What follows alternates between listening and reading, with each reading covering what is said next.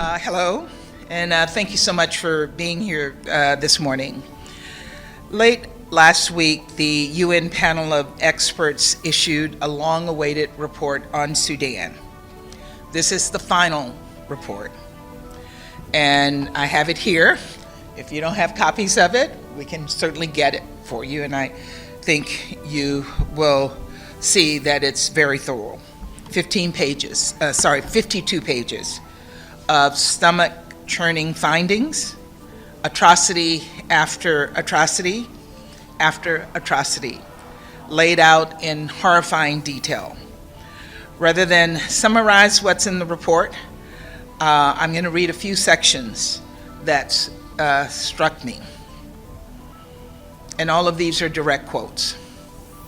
Schools, hospitals, markets, government buildings, and humanitarian assets were looted, mostly by RSF and allied militias, and destroyed by shelling and bombing by the two warring parties. Women and girls, some as young as 14 years old, were raped by RSF elements in World Food Program storage facilities controlled by RSF. RSF placed snipers on the main road who indiscriminately targeted civilians, including women, pregnant women, and young people. The report also includes gruesome photos, which, if you look at the report, you will see. These were taken in West Darfur, where the RSF has targeted members of the Masalit community. And I could go on and on. This is just a snapshot of the death, destruction, depravity that has defined this conflict. A conflict that, as this report details, is being fueled by arms transferred from a handful of regional powers, arms transfers that must stop. As many of you know, last fall I visited Adre, Chad, where more than 150,000 Sudanese refugees now live. I met people who had barely made it out of Sudan alive, who had lost everything, and who had given up hope. And I visited with children who were severely malnourished, whose eyes were dull, who were too weak to even cry. It was one of the darkest days of my life, and it's one of the places that really keep me awake at night. The international community is not doing nearly enough to address this dire crisis. Collectively, we're not doing nearly enough to alleviate the suffering of millions and millions of Sudanese, to press the SAF and the RSF to stop impeding the delivery of humanitarian aid that is needed to prevent famine, to hold the perpetrators of atrocities to account, and to bring this senseless conflict to an end. The United States will continue to lead on all these fronts, but we're also counting on others, particularly the African Union and leaders across East Africa and the Gulf. We will continue to push in the Security Council, which has been shamefully quiet thus far, to push them to say more, and more importantly, to do more.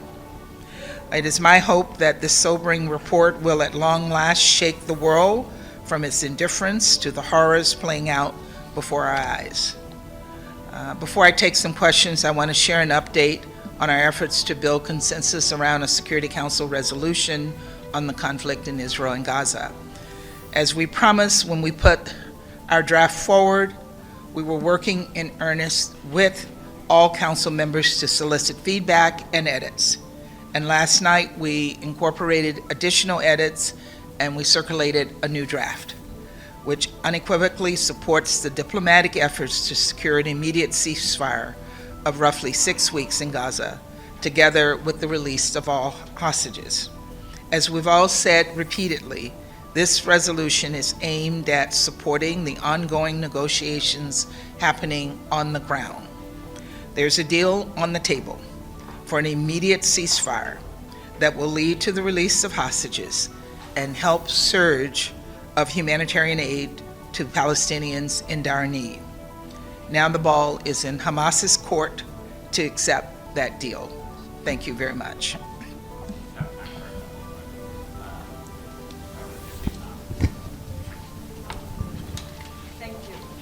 Thank you, Ambassador Sam Azim, Al Arabi Al Jadid newspaper.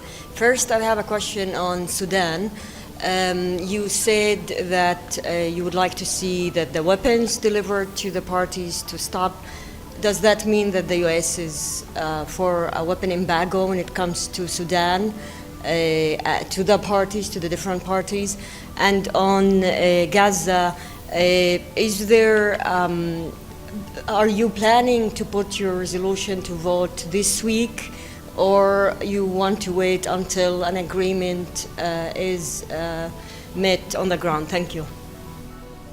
On Sudan, we have been clear to all of the parties who are supplying weapons that they should cease supplying those weapons that are contributing to this situation continuing to really put the lives of the Sudanese people at risk. And we've engaged at all levels on that. Resolution on that? We are looking at what we can do in the Security Council. I don't want to preview the resolutions. The UK has the pen on that, but we're certainly looking at how the resolution can help us address the situation on the ground, including calling for a ceasefire. On Gaza, we're working, as I noted, diligently and in earnest to put forward a resolution that will garner consensus in the Council. So we have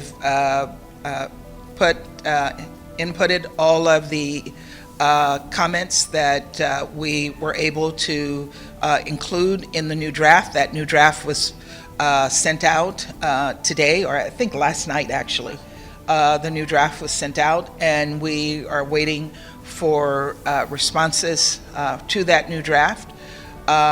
We want this resolution, but we're not rushing the resolution because, as I've said in many engagements, that the real action is what is taking place on the ground. But we also want this resolution to support what is taking place on the ground. So I can't give you an exact timeline, but know that we're working to move it forward. Thanks, Ambassador. Ambassador, you're saying on Sudan, you're clear to the parties supplying weapons they should cease. Some will see this as a double standard because the United States is supplying Israel with weapons that are also killing civilians in Gaza. Why is the United States not stopping its weapons to Israel then? Look, these are two completely different situations. What you have happening in Sudan is a civil war between two parties who are fighting themselves and fighting against their own people. We have supported and been very clear that we support Israel's right to self-defense, but we've also been clear to the Israelis that the weapons they use and the actions they take must be conscious of protecting civilians and honoring the requirements of international humanitarian law, and we will keep pressing them on that. Time for one more, maybe. Michelle. Kristen. Yeah, thanks. I wonder on Haiti if you've had any contact with the Prime Minister, Ariel Henry, and what your concerns are and what the UN could be doing to improve the situation on the ground there, given what's happened recently. And in Gaza, what happens after 6 weeks? Is that enough time to protect civilians and make a better situation on the ground for them? Yeah, on Haiti, as you know, I attended the CARICOM meeting in Guyana a couple weeks ago and did engage directly with Prime Minister Henry. We're very concerned about the situation on the ground now, and we're concerned about how we move forward a political process that will provide security, but also support the needs of the Haitian people. So we've been working with the Kenyans on moving forward on the multinational support group, and we hope that that action will take place quickly. And look, on Gaza, in November, when we had a very short ceasefire of 4 days, we were able to save lives, and that our intention was not for that to last only 4 days. Our intention was for that to last even longer. Hamas broke the ceasefire at that point. So 6 weeks is a start. Our goal is to see that extended, and hopefully the UN will be prepared and others will be prepared to bring in the necessary humanitarian assistance that will start the process of getting that assistance directly to Palestinian people in need. Ambassador, has the US asked the Haitian Prime Minister to step aside? I'm sorry? Has the United States asked the Haitian Prime Minister to step down? There was a report this morning. What we've asked the Haitian Prime Minister to do is move forward on a political process that will lead to the establishment of a presidential transitional council that will lead to elections. And we think that is urgent. That it's urgent that he moves forward in that direction and start the process of bringing normalcy back to the people of Haiti.